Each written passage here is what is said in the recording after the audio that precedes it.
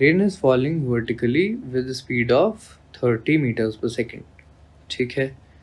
A woman rides a bicycle with speed of 10 metre per second in north to south direction.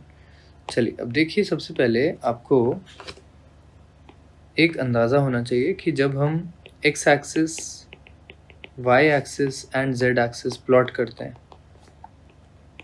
Plus Z है ना, इसी तरीके से करते हैं, तो एक्स एक्सिस जो है वो रिप्रेजेंट कर रहा होता है ईस्ट को, वाई एक्सिस जो है वो रिप्रेजेंट करता है नॉर्थ को।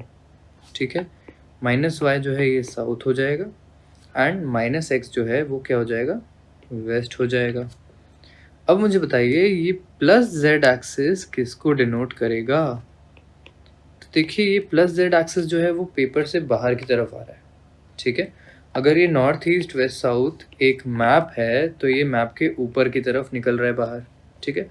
तो बेसिकली ये क्या है, ये अपवर्ड डायरेक्शन होता है हमारे लिए, या वर्टिकली अपवर्ड भी बोलते हैं हम इसको।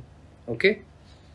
चलिए सिमिलरली माइनस जेड क्या हो जाएगा, जो यहाँ से अंदर की तरफ जाएगा, माइनस जेड हो जाएगा आपका डाउनवर्ड डायरेक्शन। ठीक। तो जो वर्टिकल एक्सिस है वो बेसिकली आपकी जेड एक्सिस हो जाएगी। ओके। चलिए अब हम इस चीज़ को प्लॉट करते हैं थोड़ा सा डिफरेंटली। अब हमें पता है कि वुमेन जो है वो आपकी नॉर्थ से साउथ जा रही है ना। तो हम लोग यहाँ पे क्या करते हैं, प्लस वाई एक्सिस और यहाँ पे बना देते हैं माइनस वाई एक्सिस। सिमिलरली आप ऊपर की तरफ बनाओ प्लस जेड एक्सिस, तो आपको पता है कि बारिश जो है वो ऊपर से नीचे गिर रही होगी। ठीक। तो उसको भी हम रिप्रेजेंट कर देंगे। अब इन सबको हम रिप्रेजेंट कर लेते हैं। चलिए मान लीजिए ये है हमारी वुमेन है एक साइकिल पे, और आपका डायरेक्शन ऑफ मोशन आएगा इस तरफ, नॉर्थ टू साउथ है ना, नॉर्थ टू साउथ डायरेक्शन, तो प्लस वाई से माइनस वाई की तरफ। और इसकी वैल्यू कितनी है, ये है 10। तो आपको इसको टेक्निकली लिखना कैसे चाहिए, इसका डायरेक्शन ऑफ मोशन आपको लिखना चाहिए -10 जे कैप। ठीक है। बारिश का क्या है, बारिश आ रही है ऊपर से नीचे, तो ये आ रही है -30 के कैप के डायरेक्शन में। ओके। अब हमको बोलना है कि what is the direction in which she should hold her umbrella. तो हमें यहाँ कॉन्सेप्ट लगाना पड़ेगा रिलेटिव वेलोसिटी का, टेक्निकली या मैथमेटिकली अगर चलेंगे तो।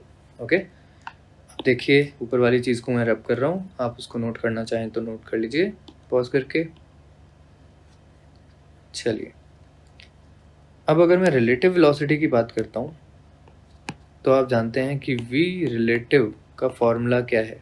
अगर मैं बोलता हूँ कि v of rain with respect to women, ठीक है, तो आपका यहाँ पे ये वेक्टर क्या हो जाएगा, ये हो जाएगा v r vector minus v w vector.